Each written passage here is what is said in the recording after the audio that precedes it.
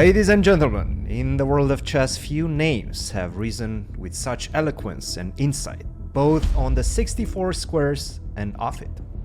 Our guest today is a chess prodigy achieving the title of international master at the tender age of 14, and then ascending to the rank of grandmaster. But his prowess doesn't end with just playing. He's an educator, a writer, and has one of the most insightful voices in modern chess commentary. Oh my gosh! His ability to articulate complex positions and strategies in a way that's accessible to both novices and seasoned players alike has garnered him admiration and respect worldwide.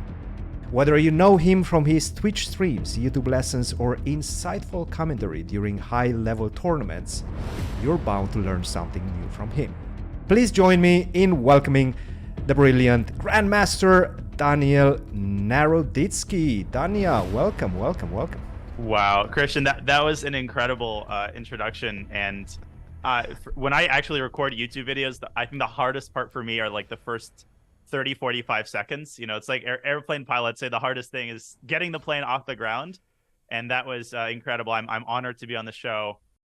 I'm so flattered to be the recipient of these compliments, and I think your podcast is amazing. So it's really a great honor. Well, when we first started the podcast, you were definitely one of the top names that we had ideas to invite in terms of guests. So finally, we got you. Yeah, welcome to the show. It's been a crazy few years in the world of chess, but let's talk about a little bit about your beginnings in the world of chess. I have to say, the first time I think I heard about you was you played a tournament in Bulgaria right after you launched your book, which was quite crazy because you were 14 at the time, I believe 2010 or something like that.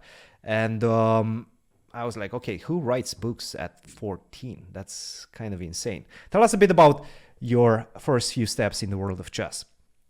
You know, I'll use my experience with writing as kind of a segue to introduce you to my chess beginnings.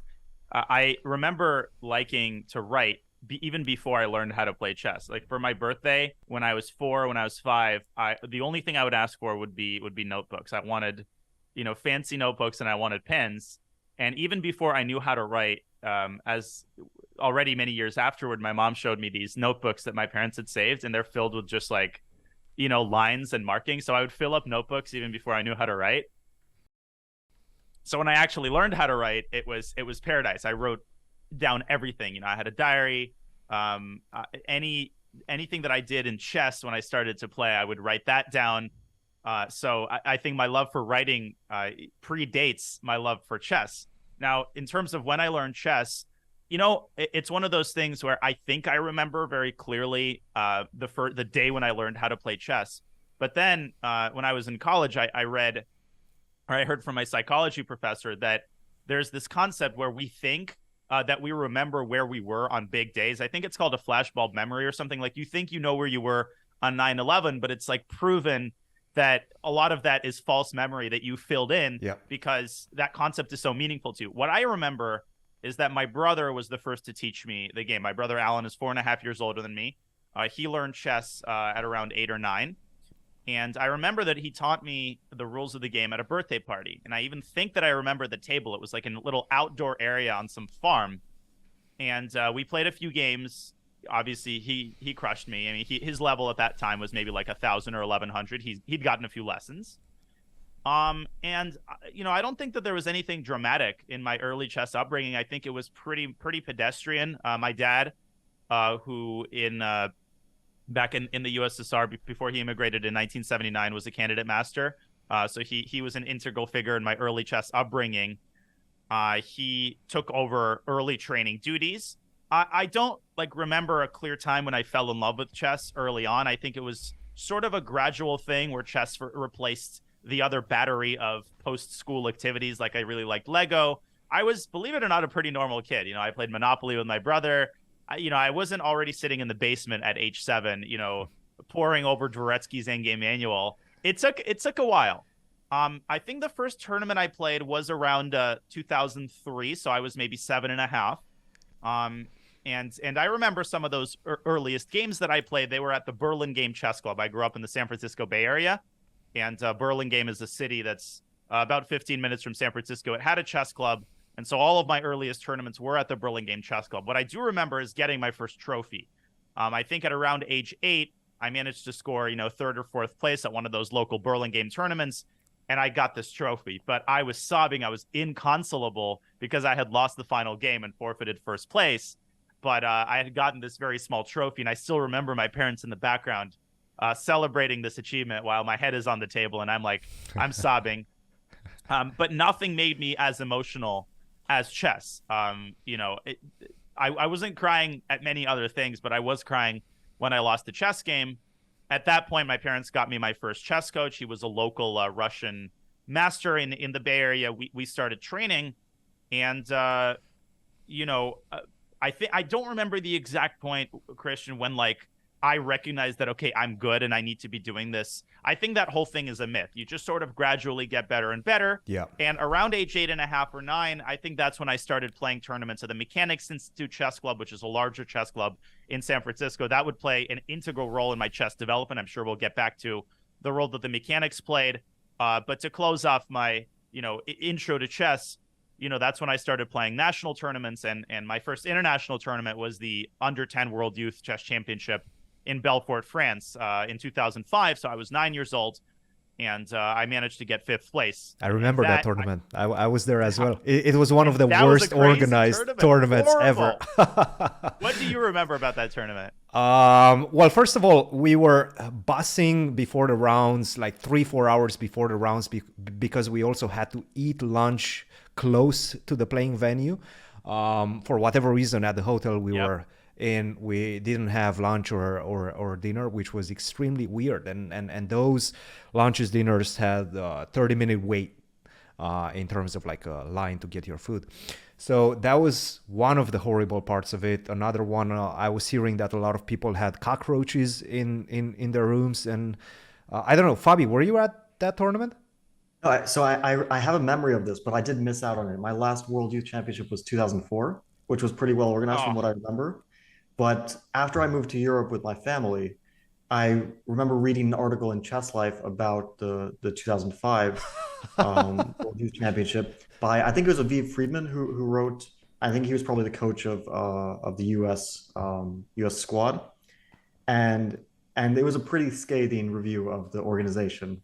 It included like really tiny rooms and like barely being able to fit in the shower because everything was so small. Yes. And, luckily, I missed out on it since it sounds like it was pretty terrible. And most of my memories are like relatively good from those World Youth days. Speaking of those, actually, you, Danya, are like what, 3 years younger than Fabi? Was he one of, let's say, the model players that you were looking up to when you were growing up? Definitely. I mean, I remember Fabi as long as I remember, as long as I have memories. So like Fabi was definitely on my radar. And I remember when you moved to Europe, Fabiano, like I was already following top level chess at that time. So definitely. I have like 3 very, very quick, I promise I'll be brief, 3 very quick representative stories from that World Youth. But I just want to get it out because I've never shared these before. The first, if that's okay, Christian. But for sure. I want to get logged in. Yeah. I'll be quick. The first is the fact that it was okay. I'm American, so I'm going to speak in Fahrenheit. I think it was something like over 90 degrees Fahrenheit on certain rounds in the playing hall. One kid even fainted and had to be transported. So for European viewers, that's, I don't know, 35, 40 degrees. Yeah, I'm surrounded by people who have spent a lot of time in Europe, so I apologize if that's wrong. During the closing ceremony, I was there with my mom, but my dad came and my brother came for the last couple of rounds, and then we went to Paris afterward for a vacation. My mom filmed a group of kids. I mean, this isn't funny, but it is. There was a vending machine that got broken, and there was a group of kids fighting over the cold drinks in the vending machine in the closing ceremony because it was so hot. Then the second story is that there was one round where the official bus that was carrying the American delegation from the hotel, from the crappy hotel, yes, to the playing hall, the bus was late. It was rain. It was pouring, cats and dogs. And Aviv Friedman, and I like Aviv. He's a firebrand. He stands up for the American team. And so when we arrived at the playing hall, they had started our clocks. And Aviv runs in. He was going to come to blows with the chief arbiter. And he says, if you don't reset the clocks right now for every American player, I'm going to...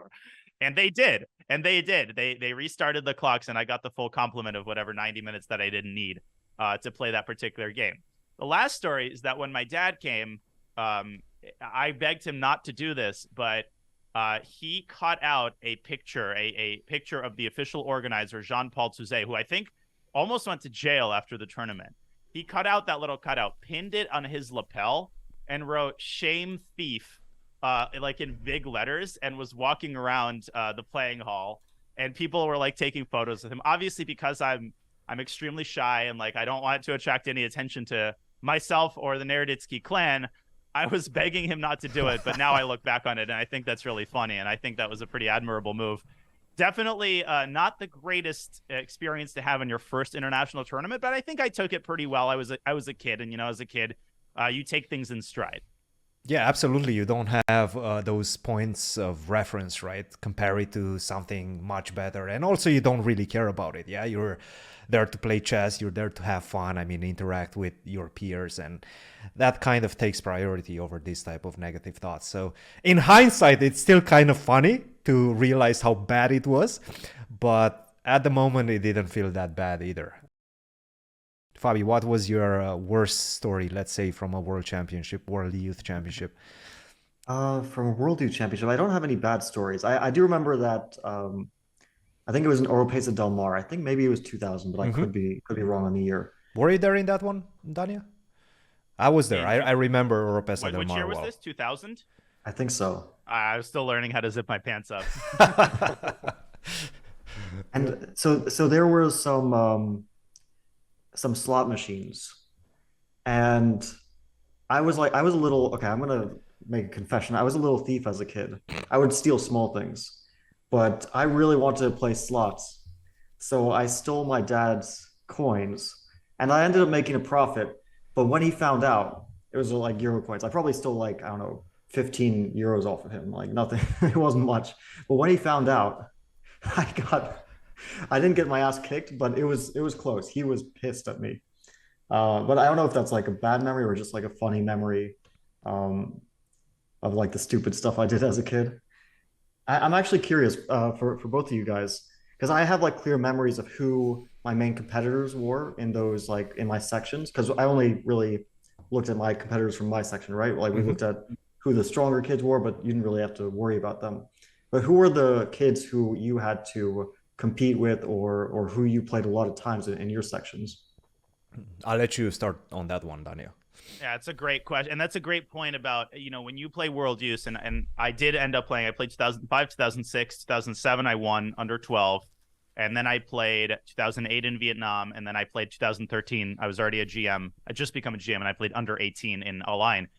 But it's so true that when you're playing like under 12, under 14, what's happening in the under 18 is almost like, I don't know, it's like when you're in middle school and you don't give a crap what's happening in high school, or you don't give a crap what's happening. You give a crap what's happening in your little territory, in your little world. The players whom I played quite a bit in those World Youths, I remember the unfortunately, very unfortunately, the late Ivan Bukovshin was a big competitor for me. He later became a GM and tragically passed away very young. Ilya Nizhnik was someone who was present in those circles as well. He was the top seed in the year that I won in 2007 in Antalya, Turkey. I was 11th seed. My FIDE rating was 2120, and Ilya was 2377. I remember his rating very clearly because he was the top seed, and my mouth fell open when I saw that number as a kid. How can you be 2370 at age 12? Now, of course, 2370 at age 12, that's not going to put you in the top 100. But back then it was a big deal. So there was Ilya Nizhnik, there was Bukovshin. I remember after, this is not exactly on theme, and then I'll pass it off to you, Christian, but I remember doing this little research project. When I won under 12 in 2007, I got the FM title, but I went on Wikipedia and I searched all of the winners of the previous World Youth Chess Championship under 12, and I searched their current fates, and I found that something like 90% of them had ended up becoming grandmasters, and that brought a smile to my face. I'm like, man, the statistics are in my favor. but because I always had confidence issues as a kid, and I still struggle with that, but as a kid, it was really debilitating. And I'm sure we can get into that later when we talk about my chess progression. But I remember that really got me a lot of solace. I'm like, man, you know, it's like every time you get on an airplane, you've got like a 1 in 31 million chance, and that comforts you. I was like, man, the likelihood is that this bodes well for my chess career. Yeah, no, for me, and I remember Ilya as well. My dad very often at these European championships, he was accompanying me, but he was also an arbiter. He's an international arbiter. He did a lot of these youth competitions. And at some point he was an arbiter at Ilya's section, and Ilya was probably winning. I think he won that particular year, but every single day, every single game, he was coming with this plush toy bear, with this bear. Yes, yes, the teddy bear. yes, very funny, very funny guy. Like they were inseparable, the teddy bear and Ilya. So quite quite a discrepancy from what you see right now from Ilya, you know, this grown-up man living in the United States and so on. And you remember, I vividly remember him with the teddy bear. For me, I would say in the World Youth Championships, I remember that 2008 in Vietnam, Le Quang was there. I actually tied for first in that one. Le Quang, Shanklin. Oh, you were there. I was there, Shanklin got third that year. Shanklin got third, and I think he beat Le Quang in the last round. Correct. So it was 1 through 5th. We all tied for first in terms of points, and by tie breaks, Shanky got third. He always claims he was a world champion on that one, if I'm not mistaken. I can claim that I was a world champion in that one as well. I'm not 100% sure how it goes. But yeah, 2007 Antalya, I remember that's the one I won. Salgado was there, Ivan Salgado from Spain.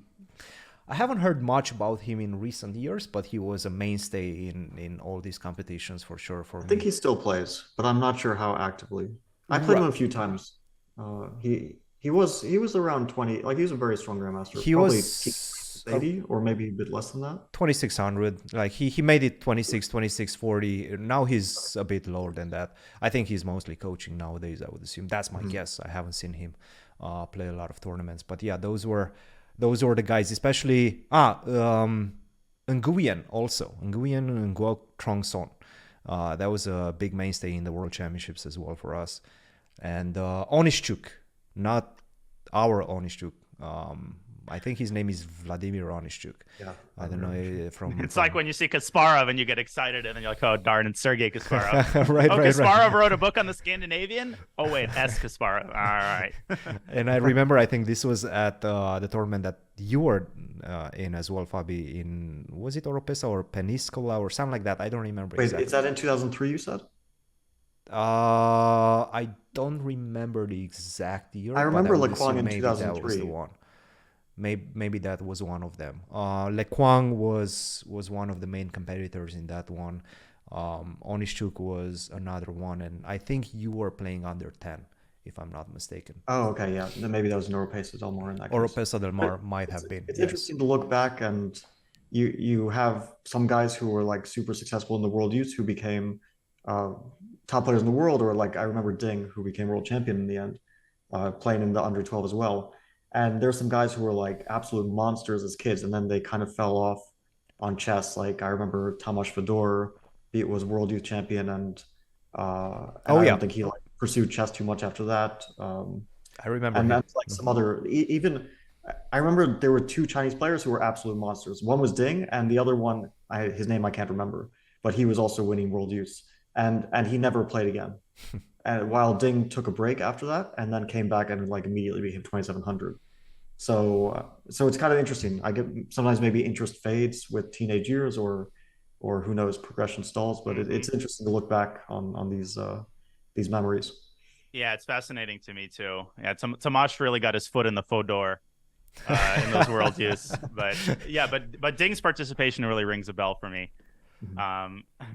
Sorry, I always have to derail the conversation with stupid puns. That was a good one. Yeah, no, I liked it. I think I'm known for that at this point. And I'm like this in real life too. But I try to I try to read the room. Like if it's a serious conversation, I'm not necessarily gonna turn the puns up. But I think it's a nice way to infuse lightness in the commentary. Actually, but anyways, I wanted to ask you that. Yeah.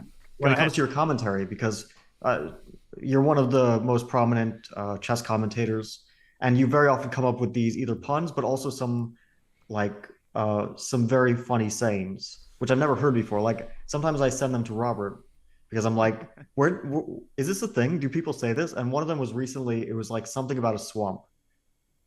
Do you remember swamp. this? Yeah. And I looked everywhere. I'm like, is this a real saying? Because it sounded so bizarre. I don't remember the one about a swamp.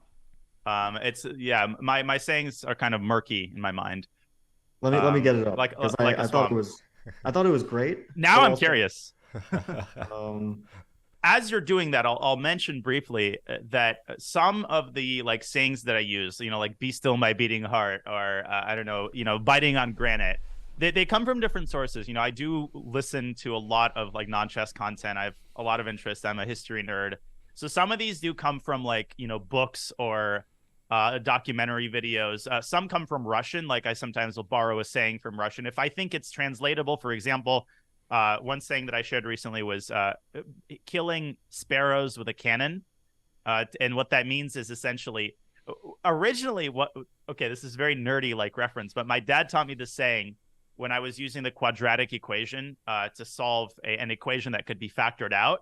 He's like, don't kill sparrows with a cannon. Like, don't do something very complicated in order to solve a very simple problem, And I was using that in the chess context to describe some crazy complicated combination when you can just win with a simple move. So that's another source. But Fabi, go ahead.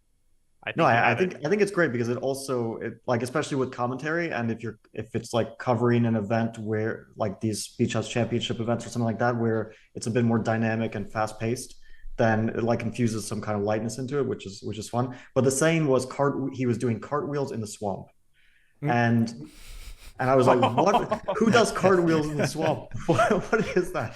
Cartwheels in a swamp. The scary thing is I can't even understand how I came up with it. That one I just came up with on my own.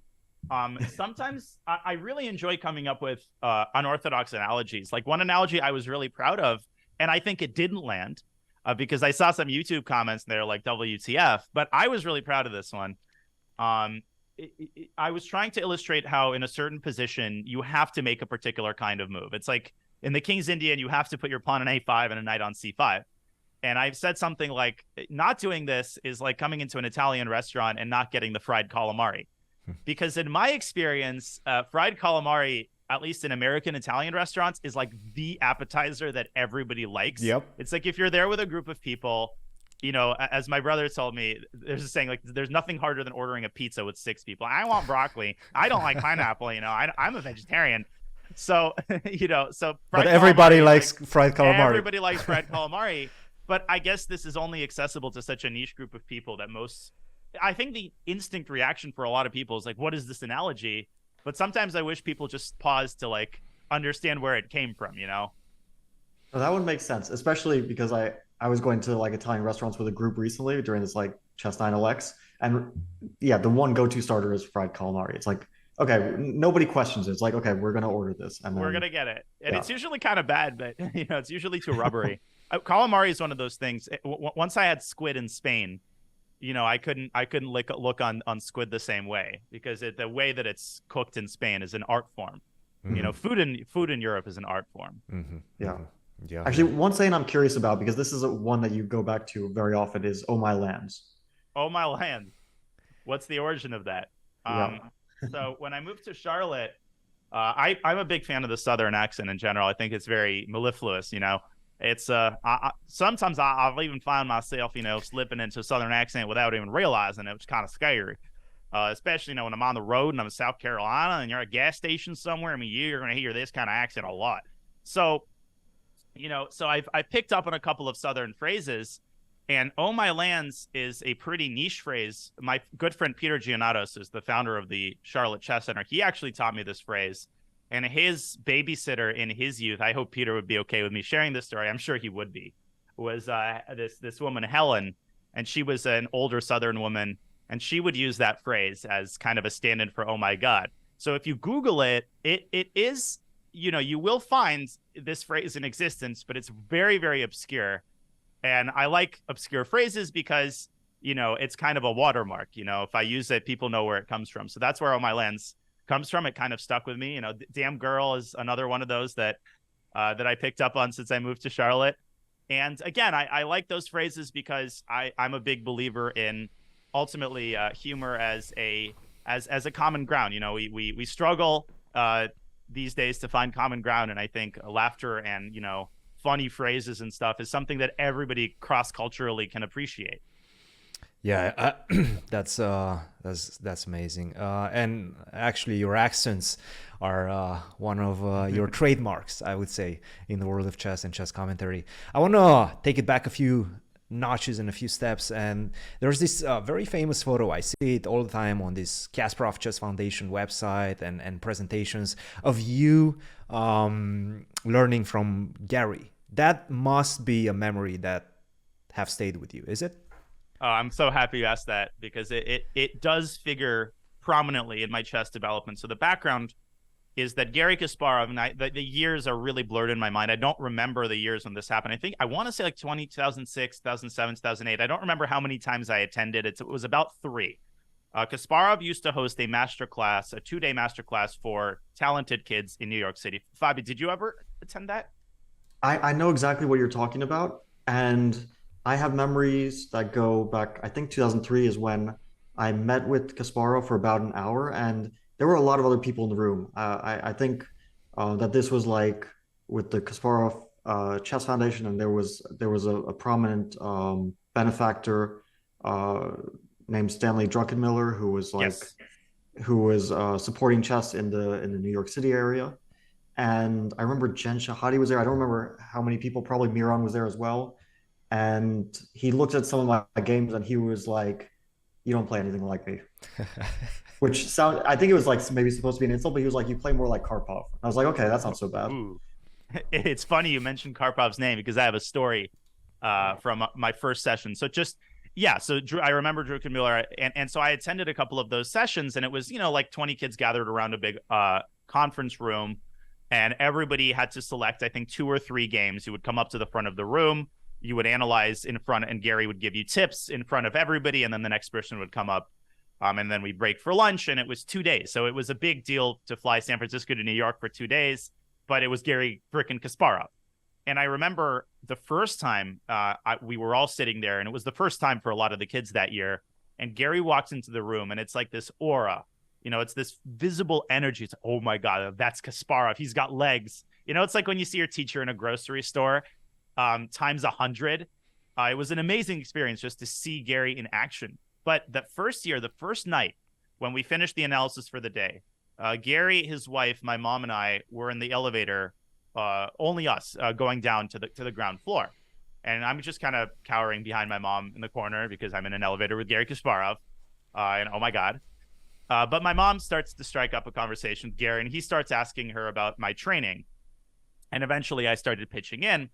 And then he addresses me directly, and he's like, "Well, what sorts of training do you do? Do you solve puzzles?" Yeah. And then he asks me once we're outside, "Well, whose games do you study? Who's your chess role model?" And it's like when someone asks you what your favorite movie is, and then you can't remember the name of a single movie you ever watched. It's like you can't call to mind the necessary information suddenly. I had that, plus my fact that I was starstruck, and I thought. And I said, of all the players I could name to Gary, who do you think I accidentally named? And I wasn't even looking at his games. I said Karpov. And my mom got so red-faced. She's like, "Oh my God, did you have to say Karpov?"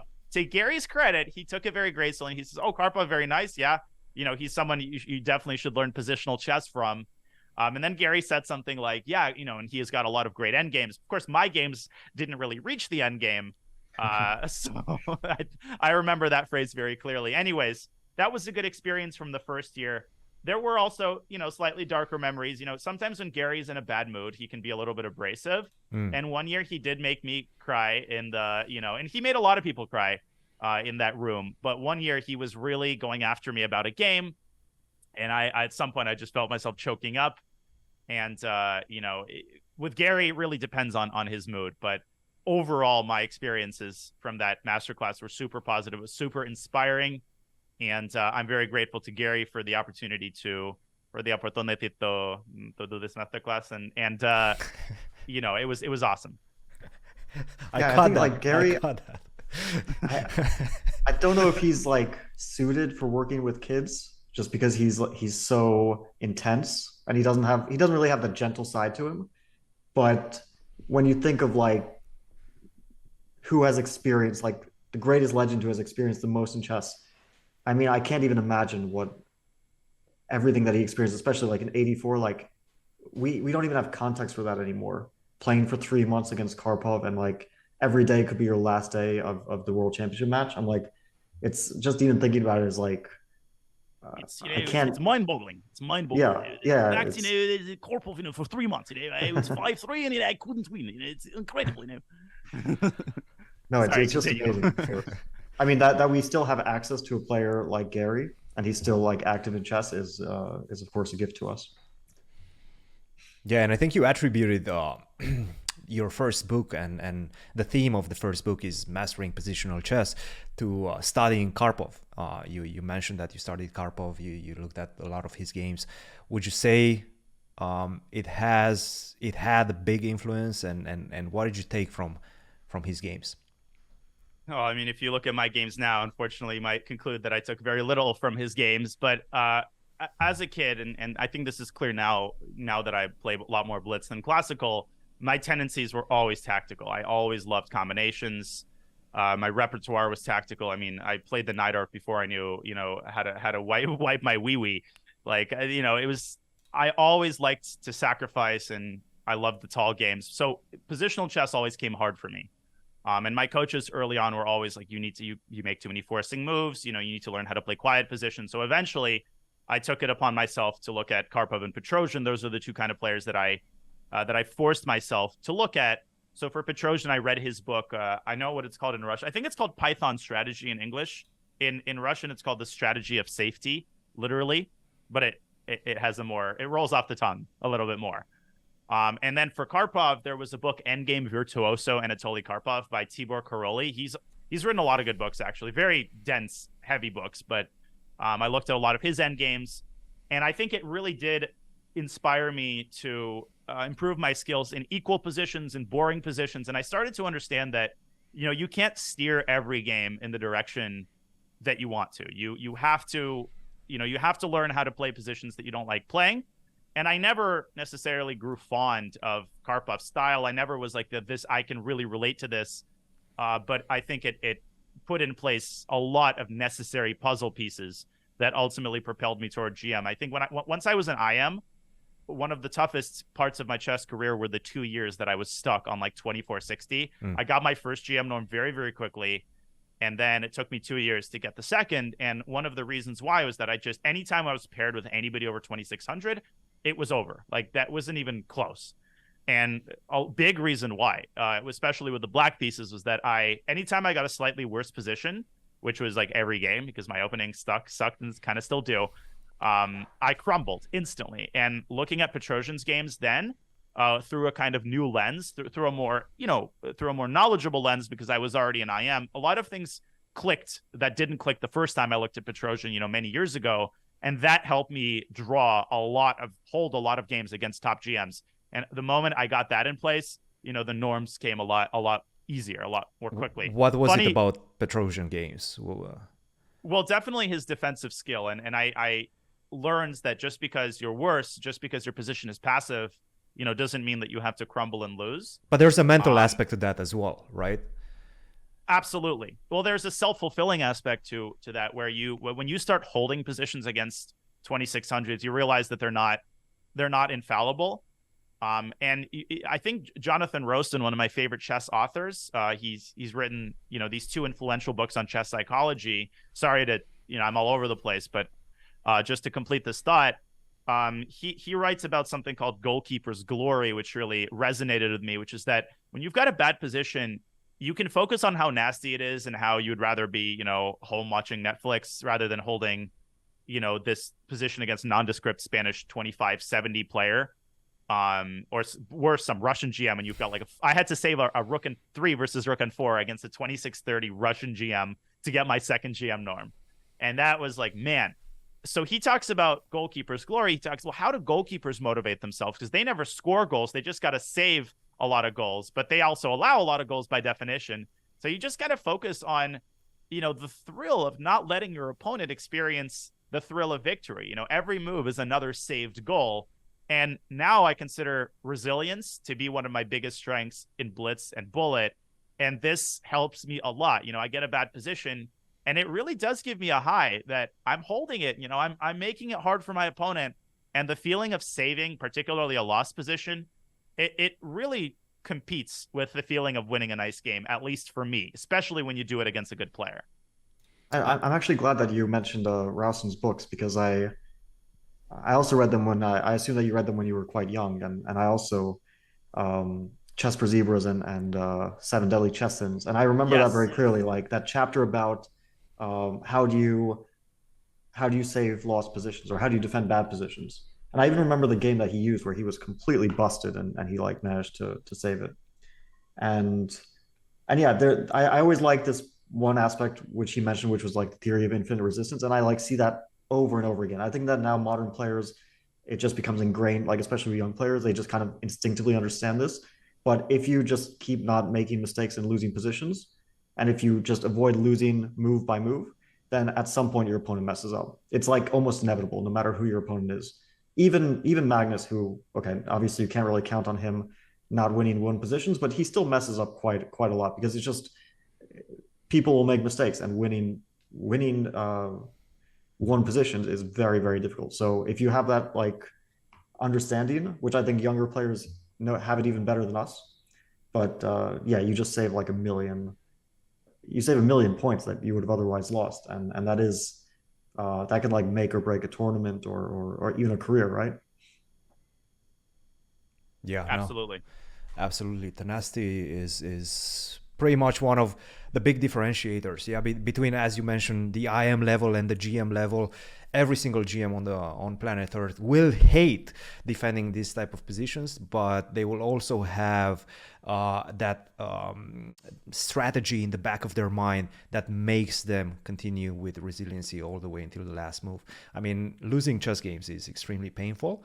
And that's one of the pleasures of chess as well, saving losing positions. It gives you a very special feeling for sure.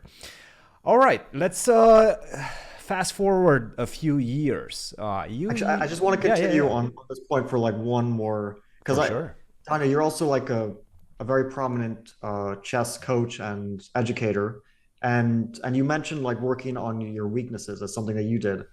I also heard that it's very useful, more so than to work on your weaknesses, to work on your strengths, because those are maybe what makes the difference between you and other players, right? If you're like super good at something, to like really accentuate that. Do you think it's more useful to work on things that you struggle in, or to work on things that you excel in and make that even better? I'm glad you brought that up. I mean, I take inspiration from, I think, Ramesh's motto, the prominent coach of the Indian team in Prague, and I had the great honor to train with Ramesh for a couple months, and he always says, it has to be 50-50. You need to pull up, one to grow on, one to glow on, as my fifth grade teacher used to say. You need to pull up your greatest weaknesses and bring that to a decent level, and then you need to elevate your biggest strength. So essentially my coaching philosophy is to do almost spread evenly down the middle, but it really depends on the person. I think people are all over the map when it comes to how well-rounded they are. I've had students who truly, even as 2,200 players, I look at their games and I'm like, man, they can do everything, but that can also be kind of a curse, because when they play, if you're 2,200 and you're 2,200 at everything, the problem is if you play at 2,300, there's no type of position that you can get where you're going to be better than them. If you're 2,200, but your tactics are at a 2,400 level and your positional understanding is at a 2,000 level, that's exciting, because if you get a wild position against an IM, I've had students who absolutely they outcalculate me in certain types of positions. And that can be easier to target, because you kind of know, okay, well, if we bring your positional understanding up to a 2,200 level, then you're almost guaranteed to improve. So I think it depends on the person. It's, as a coach, I'm also biased by my own limitations. I love working with students on calculation. I think I'm better at explaining that. But I do try to force myself to, if something's unpleasant for me to work on, it probably is even more important to work on that with a student, because they're going to find it unpleasant. And that's ultimately, I think, the role of a chess coach is to force the student to do things that they otherwise wouldn't do, and to fill in the gaps that remain unfilled when you only work with yourself, because then you gravitate toward, the fun activities and the things that you like to do. I don't know if that answers the question, but that's a great point, Fabian. As a coach, I'm always learning. I haven't, and I'm not shy about saying this, I don't have a clear coaching philosophy, because I'm still a novice. I still consider myself a beginner as a coach. Even though I've coached for 10 years, maybe in 20 years, I'll have a clearly defined coaching philosophy, but I'm not afraid to admit that I make a lot of mistakes as a coach, and every student for me is also a learning experience for myself. Mm-hmm. And go ahead, Fabi. Go on, Christian. Well, I wanted to kind of stay on the same tangent and speak about, because we actually met each other, I think, for the first time in the Bay Area. We were both coaching for Bay Area Chess. You remember those years? Those mornings. Those Saturday mornings. Morning. Yeah, Saturday I never mornings. did anything on Friday night. I was always very perked up on 9 a.m. on Saturday. Yeah. I have no stories of what happened the previous night because I was in college. Yeah. And we'll get to that in just a second as well. But speaking though about group trainings, and this is what I'm doing right now for the most part at the university with players of different levels. And I'm trying to find, and I'm still experimenting with that, I'm trying to find the balance between, a 2200 playing against a 2500 on the regular, and most likely losing, and also not losing hope and losing motivation, because whenever you're playing against a strong opponent and you have negative results, you can lose motivation very easily. What would you say is the balance between making your students play against stronger players and against weaker players to maintain that positivity within training sessions? So I actually err pretty conservatively on that topic, in the sense that I usually don't advise my students so playing up, I mean, for newer viewers, the concept of playing up is most American tournaments are divided into sections. So if your rating is 1900, you can play in the under 2000 section, but you can play up. So you can also play in the open, and that raises the possibility that you face stronger opponents every round.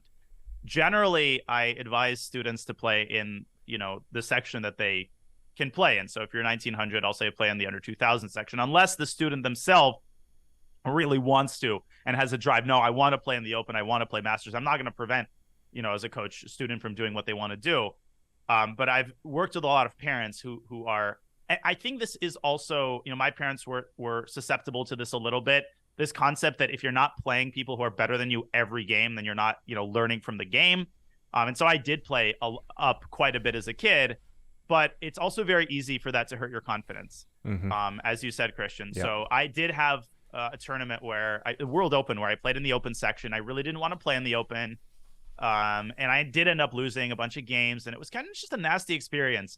I feel that unless a student is significantly underrated, and I really think that they have a chance to score some upsets, if there's a chance that they go 0 out of 6, I really think that you should learn how to beat players you're rating before moving to the next level. That is sort of my credo.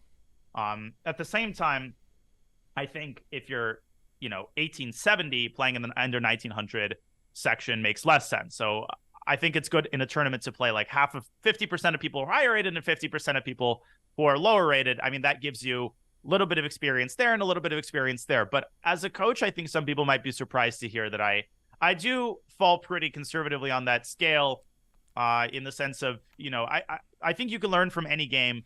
And I think for kids of the new generation, confidence has become even more of an important thing to work on, especially when they're young, because there's always going to be a time where you can play the open section, but building up that early confidence in feeling that, yes, I can win, I can beat this guy, is very important to put into place early in one's chess development.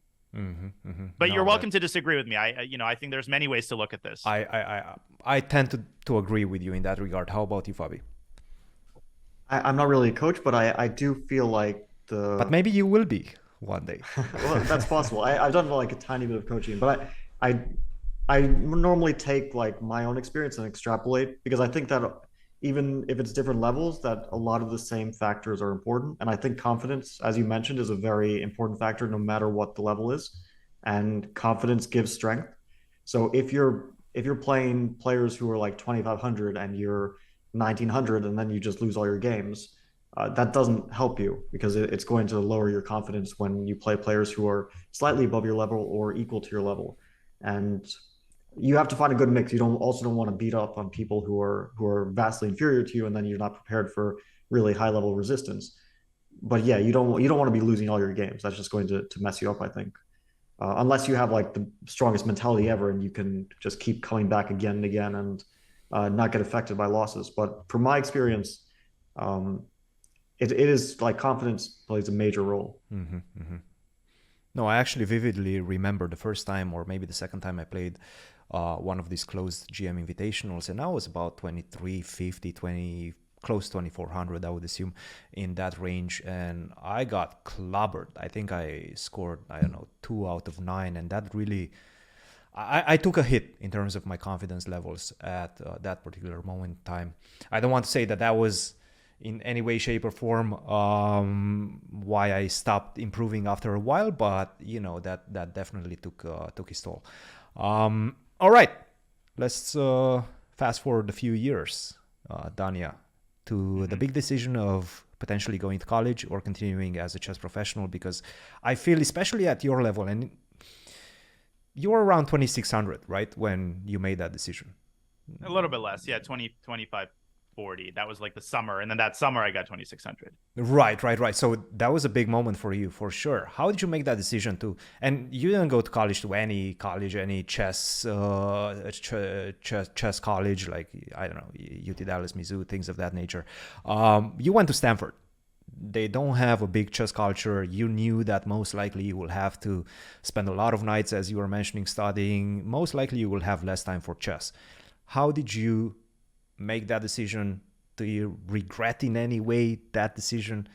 Tell us a bit about that. To be totally honest here, there really wasn't a decision. And I'm going to be careful here, you know, in disclaiming first and foremost that, you know, my parents were instrumental in my chess progress. You know, none of what I did truly would have been possible without their tremendous investment. But the expectation in my family was, and this wasn't a question, okay, do you want to do this? Do you want to do that? The expectation was that I'm going to take a gap year after high school to, you know, scratch the chess itch and to see how far I can get. And then I'm going to go to, you know, a good college, and I'm going to find a respectable profession. Now, partly this was because there were two components at play.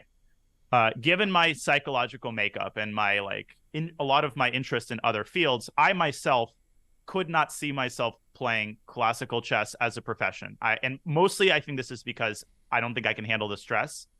And I just that wasn't the path I wanted to take, because already back then I liked coaching and I liked doing chess related things. I could see myself commentating, and I really, really wanted that to figure prominently in whatever I ended up doing if I remained in chess.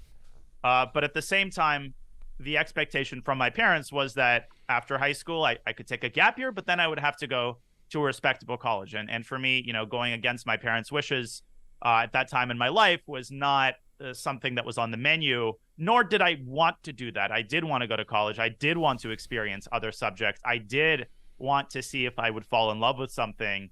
And I did want to have the social experience of college. So it wasn't like I was dragged to college and I was screaming and shouting, no, I want to play Banask Open, you know, and I want to play all these tournaments.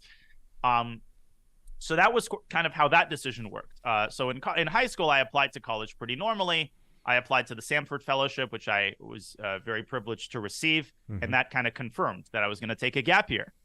And when I took a gap year after high school, I had already gotten into Stanford, and I deferred. Stanford allows you to defer your attendance by I think it's even up to 2 years, but I wasn't planning to do 2 years.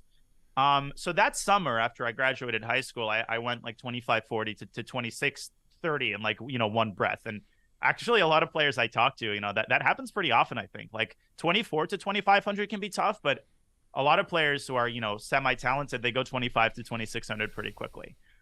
I feel under attack right now. Semi-talented. I mean, that's well, you skipped 2600, went straight to 2700. Yeah. Oh, I've been stuck at 2500 for like the last 20 years.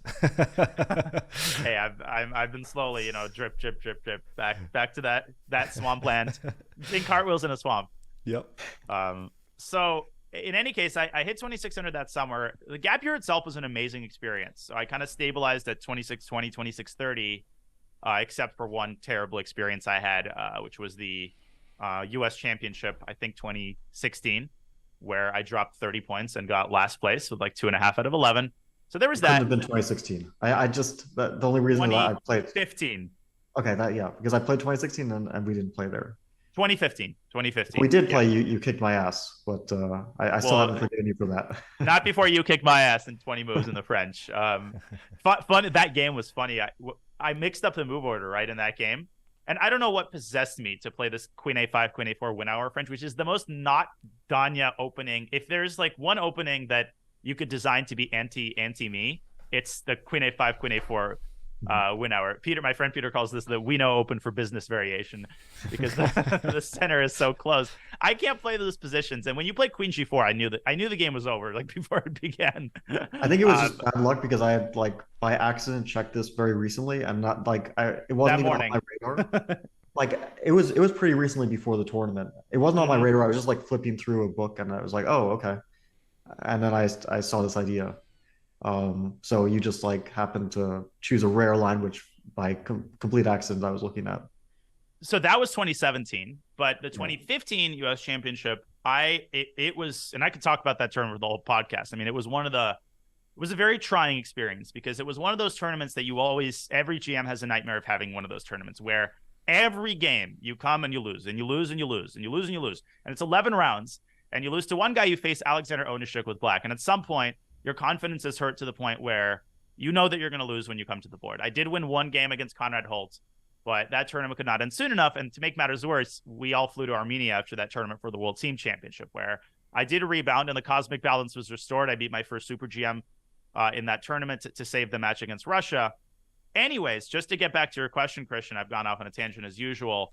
My gap year was amazing. I had a lot of great experiences, but then I didn't protest. I mean, it felt natural at that point to go to college. I had a great time in college overall. Do I regret going to college? Absolutely not.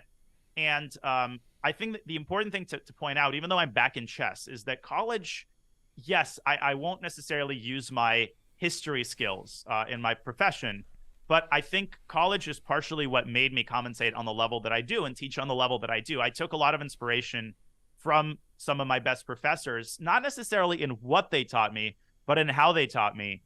And, I did acquire a lot of social skills in college. And I think a lot of the phrases that I use now and the way that I act and behave in the chess world, I think a lot of it is attributable to a lot of experiences that I had in college. And, no, I didn't end up doing an internship. No, I'm not a consultant at Deloitte now. But I still, overall, college was an indelible part of my development as a person. And my development as a person has contributed very positively to my development as a chess personality, I think. And I could delve into any area of that as necessary. We could take this in any direction that you want. And I feel this was a much more pertinent question a few years back, when there weren't as many opportunities in the world of chess to make a living, right?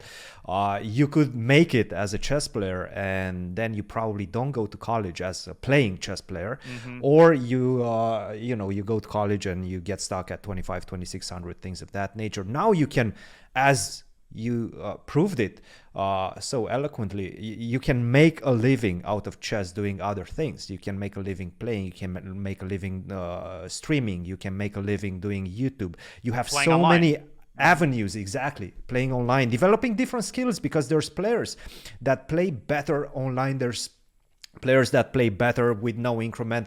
There's so many niches that you can target as a chess player and as a chess professional in general nowadays that were not available 5 years ago. Exactly. No, that's so true. I mean, even when I moved to Charlotte, when I made the big decision to move to Charlotte in end of 2019, right before COVID started, my plan was, yes, I was already streaming at that time, but mostly I was going to coach. That was going to be my biggest source of income. and maybe do some YouTube on the side. Now it's flipped. I do YouTube and Twitch and coaching on the side. Yep. But yeah, back then it was a much scarier decision because it was less of a conventional path. And, some people don't know how close I was to going on a different path. I was about to start my master's program in history in Stanford. I was 3 weeks away.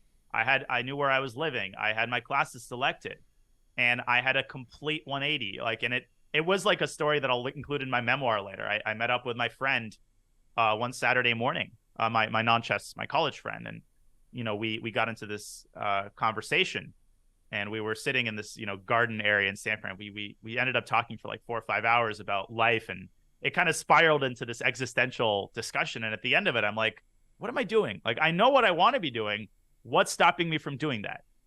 Peter, my friend, had been inviting me to move to Charlotte for basically my whole college experience. And my immediate response is out of the question, ruled out. You're never going to happen, can't happen. And at that point, I just grew sick and tired of that voice in my head, which is just like, no, you can't do this. Like, no, you can't do that. Like, I'm in control of my life. And I was like, let me give this a shot.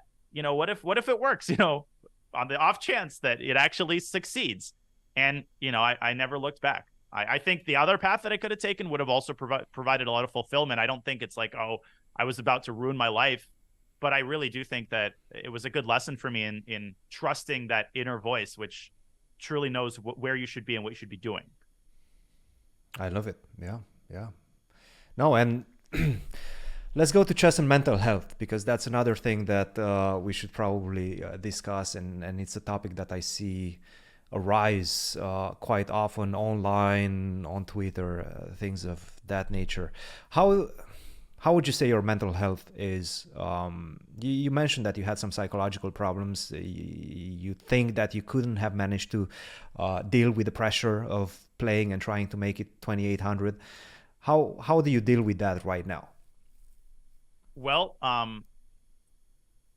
okay, there's a couple of avenues here. I think right in the current moment, my mental health and my psychological makeup is better than it's been in years past. And part of this is because this is I think going to be a disappointment for some people, but at the end of the day, I'm in charge of my own life and I know what's best for me. And I am at this age, I think I've reached an age where I realize that everybody, people know themselves better than any other people know them. And, for me, a big step was deciding that I am, at least for the current moment, I'm not going to speak 5 years from now. I'm not 60 years old. So maybe this will change when I become more established. But I am sort of semi-retired at the present moment from classical chess. Last few years, I've played a couple tournaments a year, mostly tournaments in Charlotte, and I think I've handled myself pretty well. I played US Championship, I played some pretty strong opens, and I haven't performed really badly in any of them. But right now, given my lack of classical preparation, which I think is something a lot of people don't really comprehend, how hard it is to not play classical. It's like a self-fulfilling prophecy. You don't play for a year, and then you play, John Smith, 6 years old, 1900 in the first round, and you're like, you got to change your pants 3 times per game because I could actually lose this game.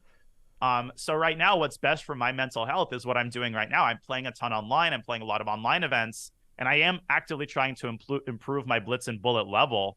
So I love chess more than I've ever loved it in my life, but I've made the decision mostly for my mental health to put off my classical chess development for the time being because of how stressful it is. And, I have the absolute greatest admiration for that reason for people like you, Fabi, who keep and improve your level in this, brutally difficult chess environment right now. And Christian, you as well, of course.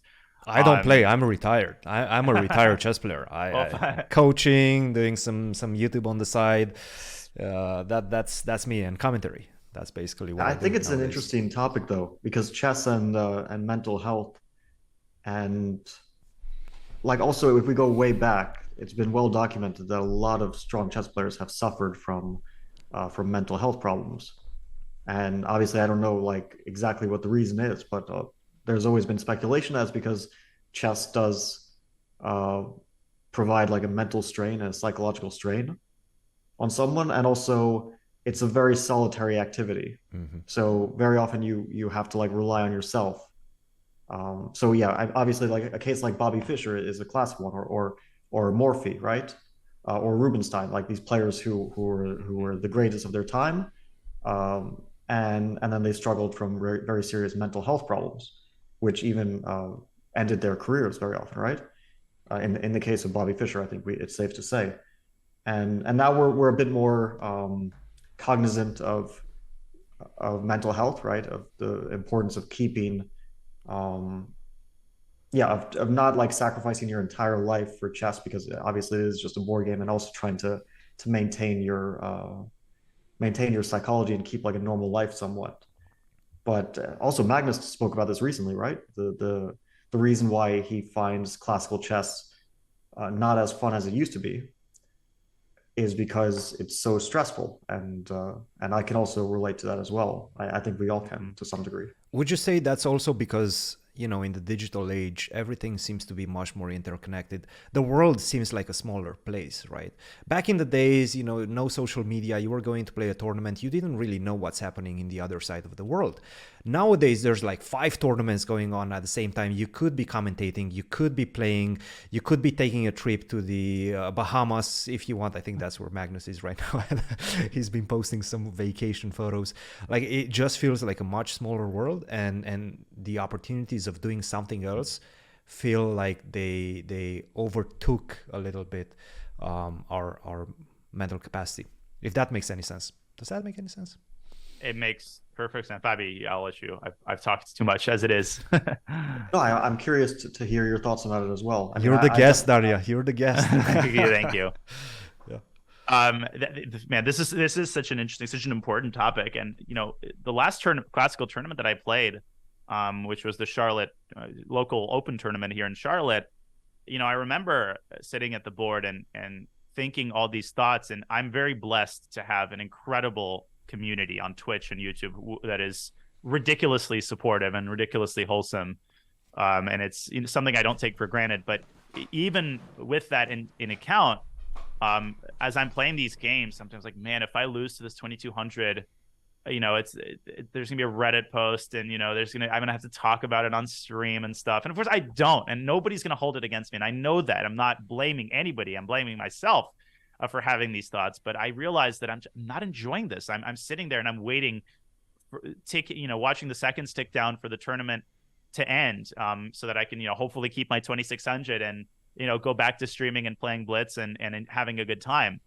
And that's when I kind of realized, like, wait a second, I don't have to do anything. I don't have to play another tournament if I don't want to. And right now I don't want to, because that's what's best for my mental health and my well-being. But you're right, Christian, in the sense that everybody knows about everything. There's so much going on at the same time. And your life, if you're in any kind of public role, is kind of on broadcast 24/7. And I am by nature a very private person. I'm an introvert. Some people might be surprised to find I'm very much an introvert. And I do like my peace and quiet. And what I'll end with is I forgot what I was going to say, but yeah, I was just going to make a comment about Morphe. It is very true that the kind of mental health problems that a lot of these players have experienced, it manifests itself as a distaste, as a hatred for chess. So Morphe, I've read a lot about Morphe. He's a fascinating character. And when he came back from Europe at age 22 or whatever, and retired from chess, it wasn't that he just retired from chess and would play casual games on the side. There are stories from when Morphe opened a law office and tried to put his past behind him.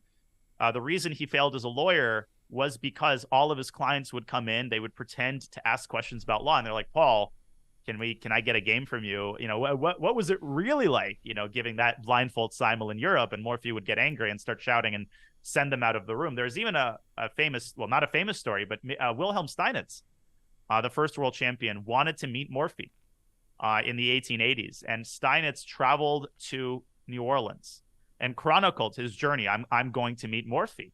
And he met Morphe in the streets. Morphe finally agreed to meet Steinitz. And when they met, Morphe said the phrase, "Hello, Wilhelm, I'm down to have a conversation as long as it's about anything but chess." And in his New York Times report, Steinitz literally is like, and I was standing there being like, well, what the WTF do you want me to talk about? I mean, I know you're a good lawyer, but you're Morphe. Like, that's what I want to talk about. So it really does, in many cases translate to a hatred for chess. And I definitely don't want that to be the case. That is what I fear. I want to maintain a wholesome relationship with the game. And that is why at my, it's weird to say at my age, I don't, imply that I'm old, but at my level of experience, I'm ready to start doing things on my terms. I've put in the hours, I've put in the years, and I've put in the travel, and I want to chill a little bit. And that's just, that's what I'm doing. I wanna ask you the same question, Fabi, because you're kind of the differentiator in this one. I'm having a similar path to Danya, and I kind of retired. I consider myself retired from chess playing, but obviously you, Fabi, that's your main thing right now. Do you ever have this type of thoughts? Yeah, actually, I think that it's something that anyone who's played chess can relate to on some level. So you don't have to be, no matter what your level is, you can feel the pain of losing a chess game, right? We've all felt that at some point. And I wanted to build off a little bit of what Danya said, because of course I'm not Morphy, but I can understand sort of why he grew to hate chess. And also Fischer, I think, is another example of someone who it feels like he started to despise chess at some point in his life.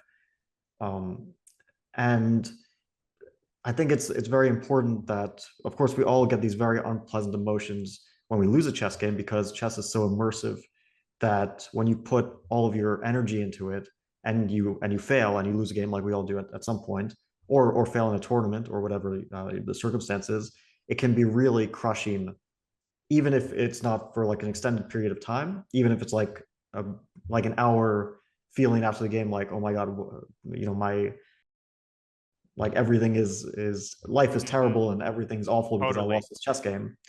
And those negative emotions can grow into a hatred of chess, right? So I think it's very important to keep a sense of perspective. And that's what I very often do when something really bad happens in chess.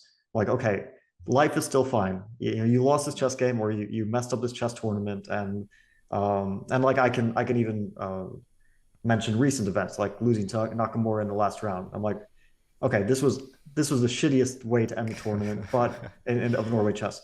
But still, life is fine, and there's going to be a next tournament, and in a few days, I'll probably forget all about this. Oslo still stands. I think keeping those, whatever your level is, whether you're like playing at a club level and you lose a game and you don't win your club championship, or even if you're playing online and it's just casual chess, playing some like 3-minute 3-0, on an afternoon after work. And those losses are painful too, just to keep perspective of, okay, it's painful, and we all suffer when we mess up, but yeah, it's just chess. It's not the end of the world. Sometimes it feels like it, but it's not. But those players who we mentioned, like Morphy, Fischer, Rubinstein, I think Stein is also like he ended up Yep. having very serious psychological and mental issues near the end of his life. Those players weren't able to deal with it, and those were the best players in the world. And even like Fischer, he achieved everything you could achieve. So what more do you want from a chess career? Like you can't want more than what Fischer achieved. But yeah, it's very difficult.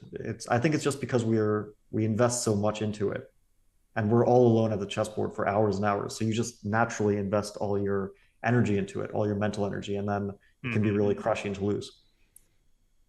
Yeah, Very well said. But even you, Fabi, in recent years, despite the fact that obviously your main focus is still winning a world championship, still becoming the world champion, but you even dabbled into commentary, into doing courses, into doing, even this podcast.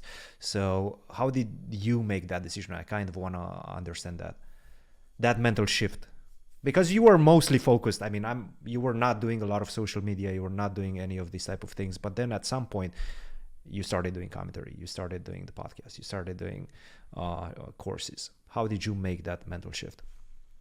Well, first I was convinced by Danny. Actually, usually Danny is the one who's trying to convince me to do He's something. the instigator. He convinced me to start streaming. What a terrible influence.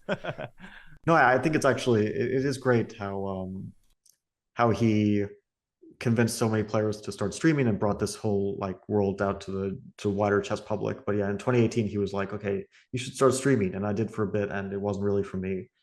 Um, but yeah, for some people it's like it's a much more enjoyable process, I think, and people excel at it more than I did.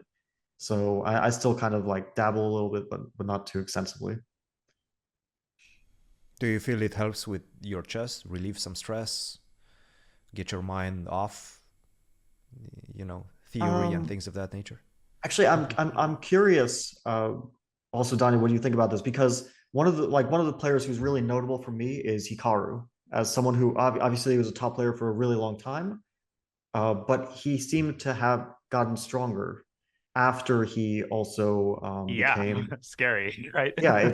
But I'm always wondering like because I don't really stream much, but do you feel like also for yourself and maybe as well for Hikaru that having that other thing makes it easier to play chess as well? I think for Hikaru, what was so important, it's not the only thing, but the fan base, the fan base that supported him every step of the way. I think for, maybe it's different for people of different personalities, but I think for Hikaru, that was so important in kind of grounding him and giving him that additional confidence, because Hikaru's already very confident. He always was, but I think he completely lost his fear. I mean, he said this phrase that was on the cover of a New in Chess magazine like 15 years ago. I lost my fear of losing. And I truly think that Hikaru might be, I made this point with my friend Bortnik. We were talking about, well, what makes Hikaru Hikaru? And of course it's his play and it's his talent and everything. But part of it, I think, is that he's not afraid to lose. He genuinely is not. It's like he doesn't have an iota of fear that other players like me, I grapple with this fear every waking moment. I grapple with this fear when I'm playing, a 30-second game at 3 a.m. Like, oh my, what if I lose?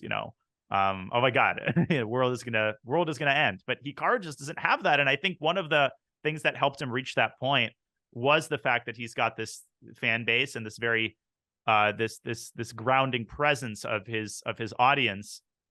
But also the fact that he can call himself a streamer. And, for me, I was going to make the point that school actually really helped me put things in perspective, as you put it, Fabi. And I think for Hikaru, the fact that he can come back to a stream and, he has this other aspect of his life, it has also, I think, made his results in classical chess better, which I think isn't talked about a lot. How I think Hikaru has shown, I read some statistic, like the best performance in classical of like anybody like this last year. Yeah. And it's like, you're like, wait, does he even play classical? Like, yes, he does. And every time he does, it seems he does really well.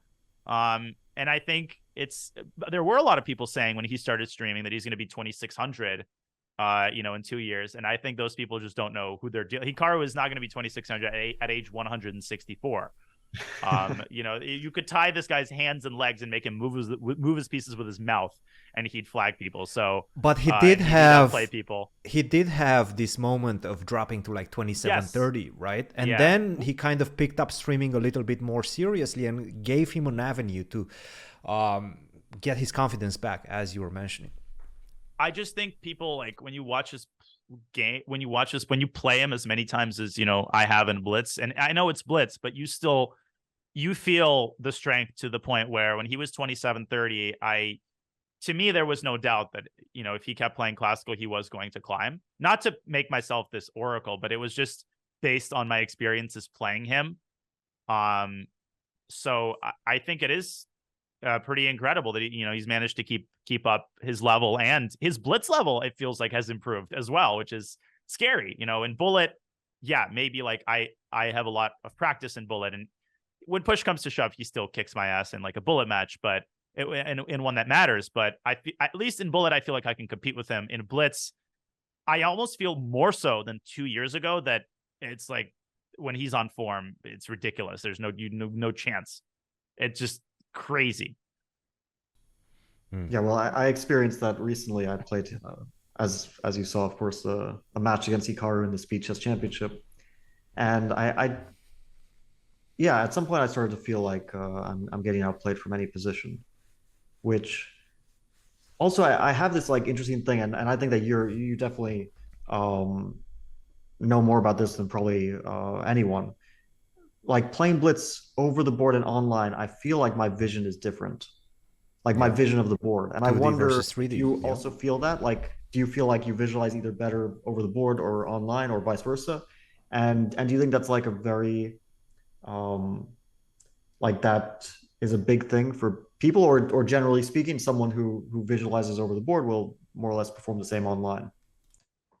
I think, and Christian, I'll definitely let you provide your input. I'll be brief. I don't feel like my vision of the board is worse or better online versus OTB. I think it's different.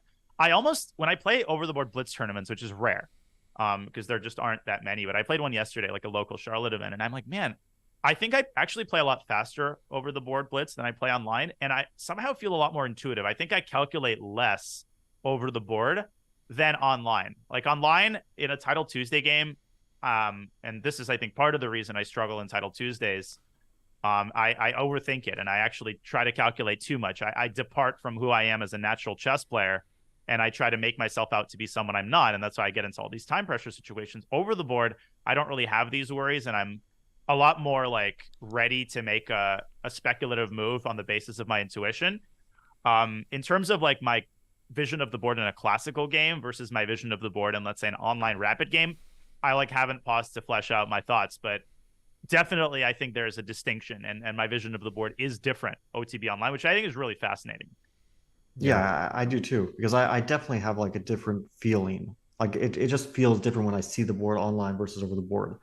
And I started thinking about this also because I was playing the World Cup, and then like I was looking at the board from a black point of view, playing the game, and then I looked at the like monitors in the kind of refreshment area, and that was from white's point of view, and I was like, oh my God, this position looks so different looking at it from white's point of view.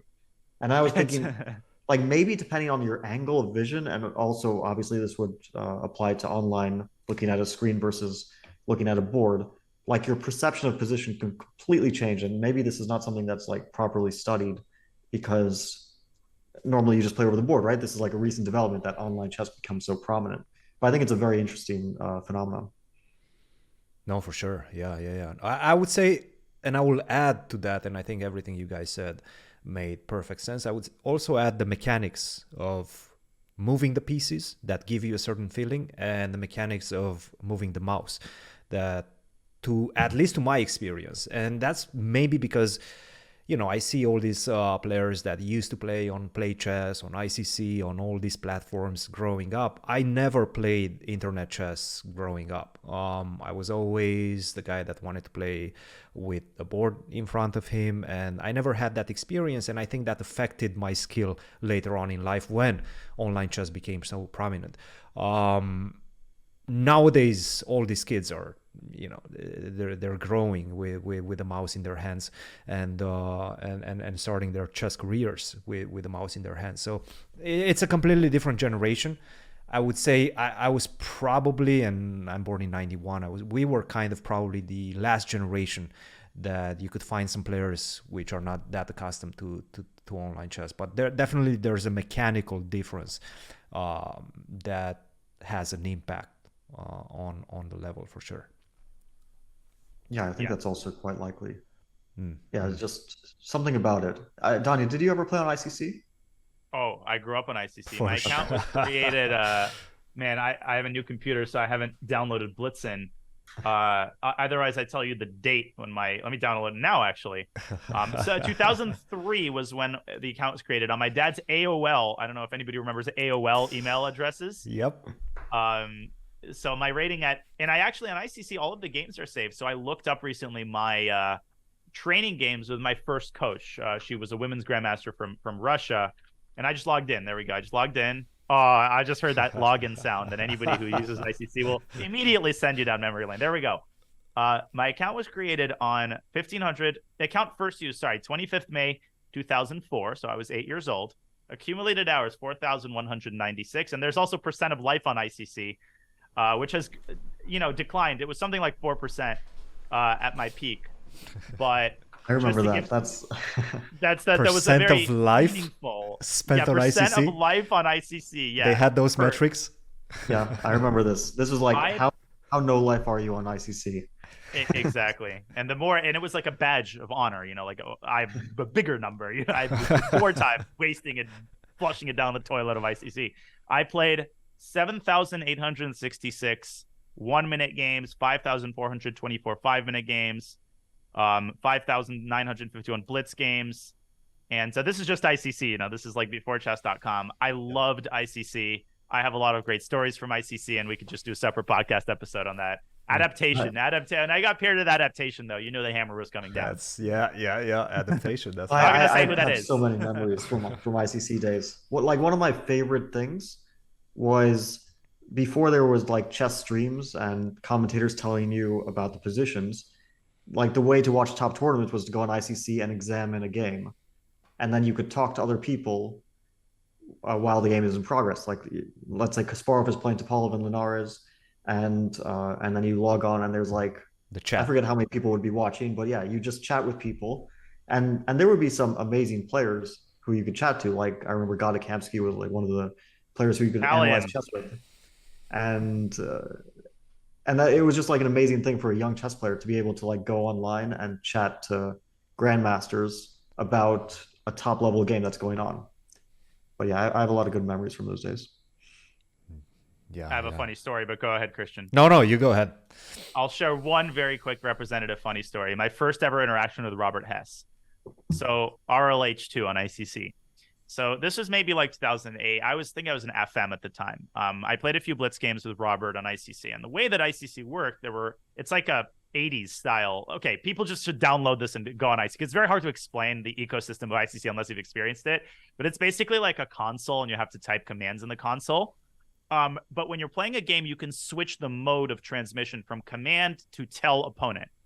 And sometimes when I'd lose a painful game, I'd like release steam by typing cuss words, but it was in the command tab, so it wouldn't like send, and it would just say no F word, no command called F word, like S word, F word. I don't know if can I cuss on Yeah, for sure. No problem. Okay. I'll keep it to a minimum, but yeah, like fucking shit, like no command, fucking shit, like So when I lost the game to Robert, I released like a string of those cuss words, and when I pressed enter a bunch of times, I realized that it was accidentally set on tell opponent. So in all caps, I sent Robert like fucking fuck, like all this shit, and he I think sent me like 2 question marks, and I'm like, oh my god. But even back then, like I respected Robert. Were you guys buddies at that point? Big thing. No, I didn't know him at all. Oh. This was our first ever interaction, and the first time I ever saw him, I think it was like a U.S. Junior Championship. I came up to him and I'm like, I'm so sorry. I promise this was an accident.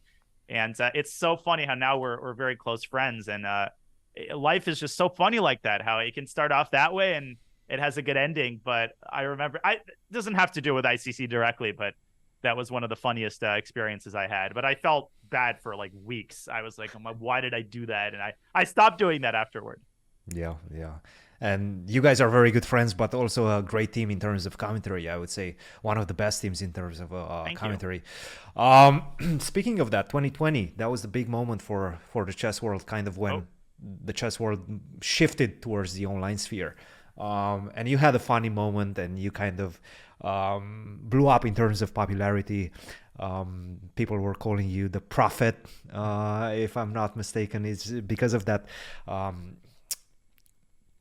clip with, what's his name? I'm trying to remember. Moist Critical. Moist Critical. Yes, there we go. A very famous streamer, and you guys were training for PogChamps. You did some training, and then he goes on and checkmates XQC with Queen to F2, right? This Scottish gambit. You build up with this Queen F6, Queen takes F2 trick, after Knight C6, and then Moist Critical, the throbbing checkmate. That was a big moment for you. That was kind of when you blew up in the world of chess in terms of popularity online. YouTube probably blew up, Twitch probably blew up for you. How was that moment about? And tell us about that was a crazy watershed moment. I think it's easier with a viewer who isn't aware of what happened to just search like Moist Critical XQC on YouTube and find the clip. What's crazy about it is that there was like a delayed reaction where it didn't dawn on me at first like what was going on. So what I did was I downloaded XQC's games like I would with any opponent, and I saw that he was playing the Scotch.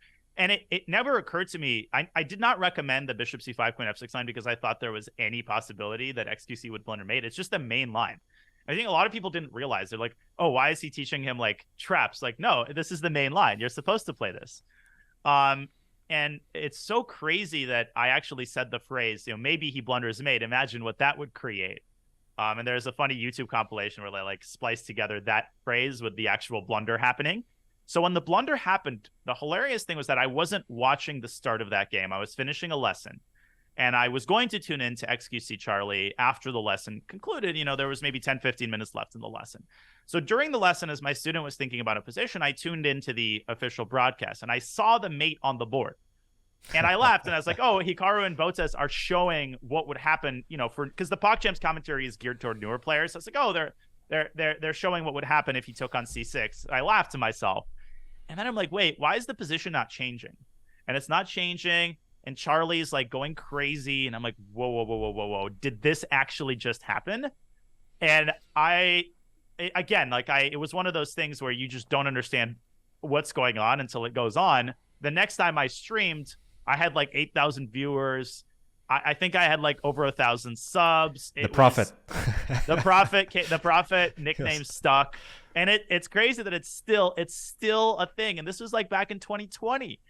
So I'm obviously very honored. I like that nickname a lot. And I think it's wholesome. And, obviously this is just complete dumb luck.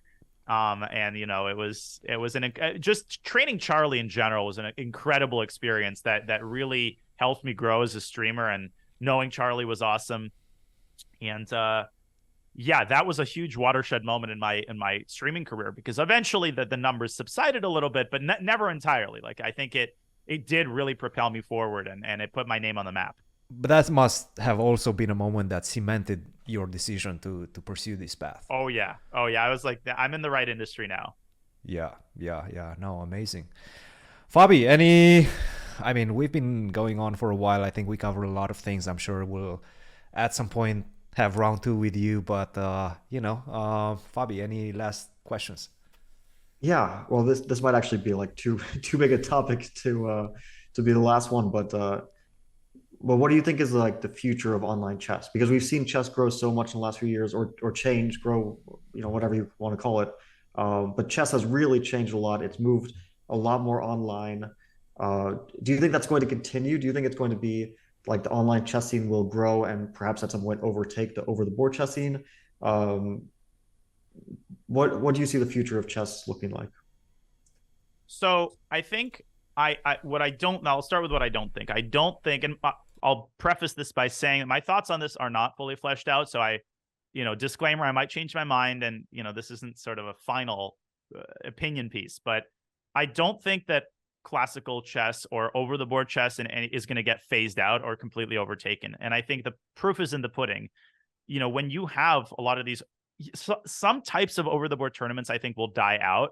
Like, I think the ultra traditional, like game in 100 hours type tournament will eventually be phased out. Even though, like, when I was covering Tata Steel, which is like an 8-hour round, it had a lot of viewers. Like, there was actually a lot of interest. And I think there's a group of people who really do like the contemplative kind of meditative experience of watching ultra high level chess being played over the course of many hours. I think one great byproduct of chess getting so popular is that there are groups of people who are interested in different things. And so it's given more of an ability for different forms of chess to coexist. I think a lot of people view this as a zero-sum game, that, okay, online chess is growing, therefore it has to replace something. I don't think that's entirely true. I also think that over-the-board interaction is very approachable and is almost a spectator sport. Like when you had the chess.com global championship finals, even though it was like in the middle of over-the-board and online, and that might be a form of chess that grows, two players sitting in front of each other, that, physical quality where you can sense the player's reaction. And I loved watching the players' behavior after the game concludes. People love that, even my mom was tuning in for that, because that's universal. That's emotions, and that's interaction between competitors, and everybody loves that. So I think that might be an avenue which continues to expand. Something like online tournament followed by an in-person finals might be an avenue to explore. But yes, I think blitz chess, blitz tournaments, and bullet tournaments are expanding rapidly. Even something like Bullet Brawl, the fact that there's a bullet tournament every week that I can play in is an absolute, with the prizes, is a dream come true. So I don't think that online chess is going to blow out to the point where it's going to replace over the board chess. And there's very serious questions that are attendant to an online chess boom. Obviously cheating is a really hot topic, and it should be.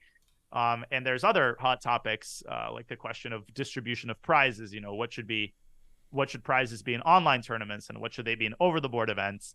But I think there's room for everything, in short. Yeah, cool. No, that encompasses a lot of things.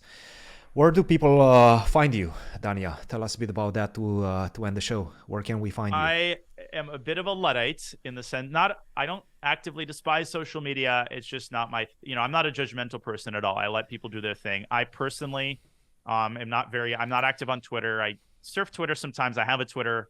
I have an Instagram. I don't post on social media accounts at all. The easiest place to find me is Twitch. I stream I would say average of 4 to 5 nights a week at twitch.tv/GMNaroditsky. I have a YouTube channel that is updated actively. In the last a month or so, I've been putting out about a video every 5-6 days. Usually it's more frequent than that. It's usually once every 2 or 3 days. You can just find me at Daniel Naroditsky. If you search that in the YouTube search bar, my channel will come up. I would be honored at a subscription, but I try to create an environment where nobody feels pressured to support in any way. If you like what I do and you want to subscribe and do me a solid, that's great. If not, that's great too.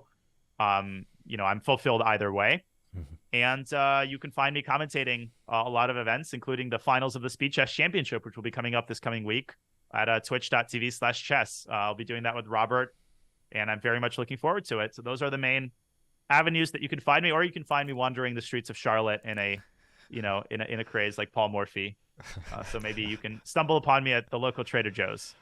Awesome. Where I spend a lot of time.